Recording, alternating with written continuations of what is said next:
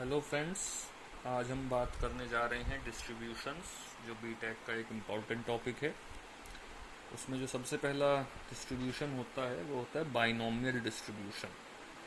तो जिस तरह से बाइनोमियल एक्सप्रेशन या बाइनोमियल थ्योरम का जो फॉर्मूला होता है कुछ उसी के parallel, I am not saying exactly equal, but उसी के पैरेलल होता है कि अगर हम बात करें कि एक ही इवेंट को n टाइम्स रिपीट किया गया तो उसमें से r टाइम सक्सेस होने का, यानी एक एग्जांपल के तौर पे कि एक ही कॉइन को 100 टाइम्स टॉस किया जाए और 50 टाइम्स हेड आना, तो यहाँ पे n की वैल्यू 100, r की वैल्यू 50। और जब एक ही कॉइन को टॉइस कर रहे हैं तो उस कॉइन में एक बार हेड आने की probability, that is event of one success, that is probability 1/2। तो आप अगर फॉर्मूला देख पा रहे हो तो P X is equal to R, यानी P X is equal to R का मतलब कि out of n times R success, N C R P to the power R Q to the power n minus R. मैं फिर repeat कर दूं, n total number of trials, r success, p probability of event successfully one time, और q is the complement event, या ये कह सकते हैं p plus Q equals to 1। तो इस पे दो तीन छोटे छोटे फॉर्मूले हैं जो हमें याद करने होते हैं। सबसे पहले रेकरेंस रिलेशन, यानी किसी पी आर को पिछले पी आर प्लस वन या पी आर माइनस वन की टर्म्स में एक्सप्लेन करना, तो P R plus one is equal to N minus R upon R plus one, P upon Q P R. इसी तरह से मीन होता है एन पी, यानी एन नंबर ऑफ ट्रायल्स जो टोटल हैं, और पी प्रोबेबिलिटी, और जो वेरिएंस होता है वो होता है एन पी क्यू। अब इन फॉर्मूलों की हेल्प से बेसिकली कुछ एग्जाम्पल हम डिस्कस करेंगे जो मेनली आपके एग्जाम में आते हैं। जैसे कि ये पहला एग्जाम्पल कि ये कह रहा है कि comment on the following statement. ये एक टिपिकल लैंग्वेज है, लेकिन आप ऐसे समझ सकते हैं कि हम कह रहे हैं कि किसी डिस्ट्रीब्यूशन का, बाइनोमियल डिस्ट्रीब्यूशन का, यहाँ पे ये ध्यान रखेंगे अभी आगे पॉइजन और नॉर्मल आने वाला है, तो तीनों का अलग अलग स्पेसिफिकेशन होगा, और अगर स्पेसिफिकेशन नहीं है तो वो एक बहुत अलग स्टडी हो जाएगी। तो बाइनोमियल डिस्ट्रीब्यूशन का मीन 6 और वेरिएंस 9, और कह रहा है कि कमेंट ऑन दिस, या बेसिकली कि ये स्टेटमेंट ट्रू है या फॉल्स है। तो mu is equal to N P और इज इक्वल टू 6, और सिग्मा स्क्वायर या variance is equal to N P Q is equal to 9। तो यहाँ से आप देख सकते हैं कि 1 और 2 से Q की वैल्यू आ रही है 1.5। दैट इज नॉट पॉसिबल, क्योंकि जो किसी भी इवेंट की प्रोबेबिलिटी है वो 0 और 1 के बीच में होती है। तो इसका मतलब ये बाइनोमियल डिस्ट्रीब्यूशन पॉसिबल नहीं है। अब एक न्यूमेरिकल जिस टाइप का यूजुअली आपके एग्जाम में आता है, ए डाई इज टॉस्ड थ्राइस, यानी एक डाई को 3 बार टॉस किया गया, ए सक्सेस इज गेटिंग 1 और 6, find the mean and variance of the number of success. तो यहाँ पे 1 और 6 आने का मतलब है कि जो सक्सेस हो जाएगी वो हो जाएगी favourable cases upon total cases. तो डाइस में 1 और 6 का मतलब फेवरेबल केसेस 2 और टोटल केसेस 6। तो सक्सेस हो गई 1/3, Q हो गया 1 माइनस 1/3, दैट इज 2/3, N आपको दिया हुआ है 3, और उसके बाद आप मीन निकालेंगे तो NP that is 1, variance NPQ that is 2/3। यही आपसे क्वेश्चन में पूछा गया है। अब एक तीसरा क्वेश्चन जो पूरी तरह से इस रिजल्ट को रिफ्लेक्ट करता है, if 10% of the bolt produced by a machine are defective, यानी कोई मशीन जो बना रही है वो 10% बोल्ट्स डिफेक्टिव है। उसके बाद अब जरूरी नहीं है कि हर एक 100 में से 10 ही डिफेक्टिव हैं, तो यानी अगर हम 10 बोल्ट रैंडमली चूज करें तो मैथमेटिक्स ये कहता है कि एक बोल्ट डिफेक्टिव होना चाहिए, लेकिन ऐसा कंपलसरी नहीं है। हो सकता है कि आपको 10 में से एक भी ना मिले, और हो सकता है 10 में से 4 मिल जाए। यही स्टडी हम यहाँ पे कर रहे हैं। तो पहला क्वेश्चन है कि find the probability that 1 bolt is defective, second none, यानी कोई बोल्ट डिफेक्टिव नहीं है, और third that at most 2 bolts will be defective. हमें दिया गया है 10% बोल्ट्स आर डिफेक्टिव, तो P is equal to 10/100 that is 1/10, Q is equal to 9/10। अब PR is equal to NCR P to the power R Q to the power N minus R, जो सबसे पहले हमने फॉर्मूला लिखा। अब ध्यान से देखिए P1, तो आपको N की जगह 10 और R की जगह 1 रख के सब कुछ आपने कैलकुलेट कर दिया। P0 यानी N की जगह 10 और R की जगह 0। जब थर्ड केस आया, at most 2 bolts will be defective. At most 2 bolts का मतलब क्या हुआ कि कोई भी बोल्ट डिफेक्टिव ना हो, एक हो या 2 हो, उससे ज़्यादा हम अलाउ नहीं कर सकते। तो हमें क्या करना पड़ेगा, P0 plus P1 plus P2। P0 आप निकाल चुके, P1 आप निकाल चुके, P2 सिर्फ आपको निकालना है। इसमें आपको क्या करना है, n की जगह 10 और r की जगह 2।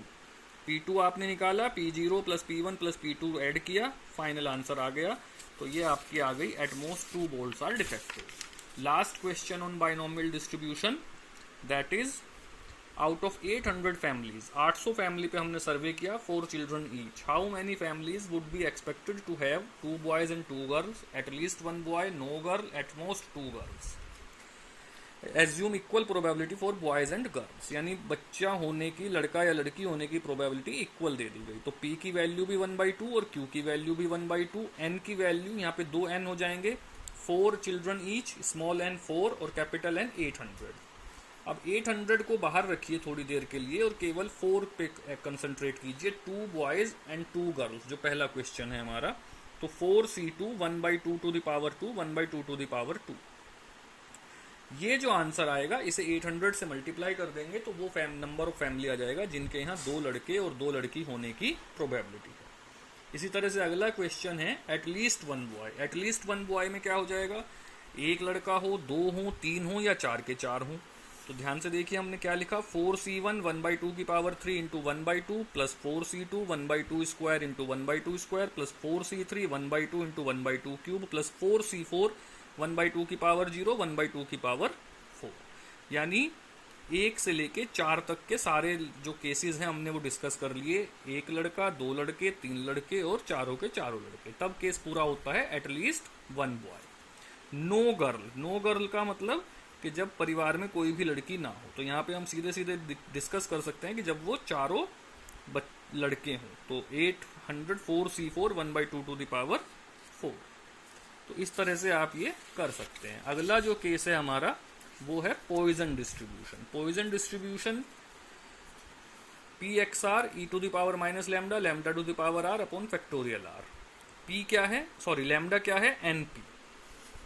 लैम्डा एक अलग पैरामीटर है जो P और N की मल्टीप्लाई से मिलेगा। रेकरेंस रिलेशन भी यहाँ पे लिखा हुआ है मैंने, PR+1 is equal to lambda upon R+1 PR। इसी तरह से जो मीन और वेरिएंस है वो थोड़ा सा यहाँ पे जरूर एक अलग चीज है बाइनोमियल से, कि इस डिस्ट्रीब्यूशन के लिए यानी पॉइजन डिस्ट्रीब्यूशन के लिए मीन और वेरिएंस दोनों NP होते हैं, जबकि बाइनोमियल में वेरिएंस NPQ था। तो ये फॉर्मूले आप याद करके फिर हम न्यूमेरिकल की तरफ बढ़ते हैं।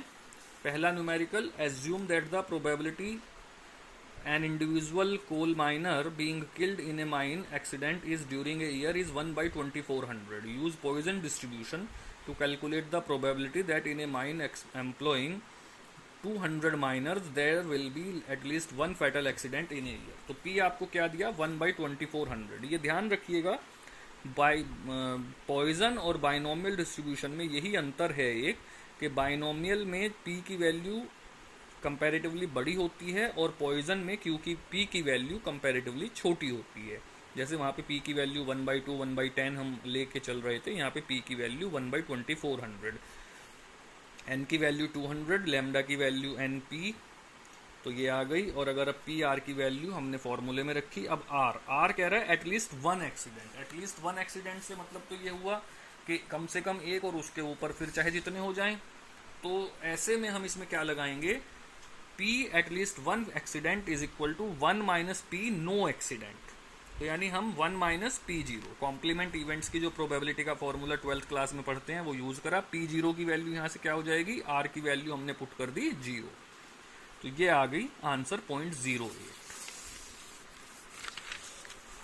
6 coins are tossed 6400 times. Using the Poisson distribution, determine the approximate probability of getting 6 heads x times. Probability of getting 1 head with 1 coin 1/2, लेकिन 6 coins हैं तो इसलिए 1/2 to the power 6। तो देखिए फिर से कि जो हमारा एक्चुअल P जो फॉर्मूले में रखा जाना है वो 1/64 हो गया। N की वैल्यू 6400, तो NP की वैल्यू आ जाएगी 6400 इंटू 64, दैट इज 100। और उसके बाद आपको सीधे केवल फॉर्मूले में वैल्यू रखनी है। चूंकि x यहाँ पे इंडिटर्मिनेट दिया हुआ है, आप x की कोई भी वैल्यू न्यूमेरिकल वैल्यू दी जा सकती है। Lambda to the power x e to the power minus lambda upon factorial x। Lambda की वैल्यू क्या आई थी 100, तो 100 to the power x e to the power minus 100 factorial x।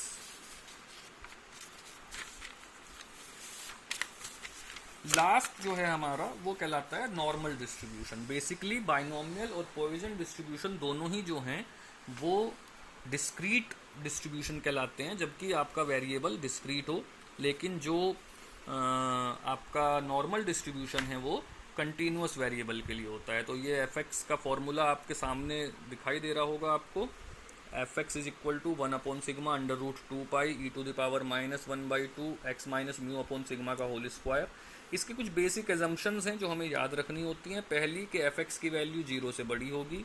दूसरी, integral from -minus infinity to +plus infinity f x d x will be equal to 1। इसका ये एक normal curve होता है, तो इसीलिए इसका नॉर्मल डिस्ट्रीब्यूशन भी नाम दिया गया। यही हम कह रहे हैं कि जो एफ एक्स है वो यहाँ से यहाँ तक एक फंक्शन है, ये पॉजिटिव होगा, नेगेटिव नहीं होगा। दूसरे, एरिया जो होगा वो 1 यूनिट होगा, और जो मीन है उसके दोनों तरफ सिमेट्रिक होगा, तो आधा एरिया इधर और आधा एरिया इधर।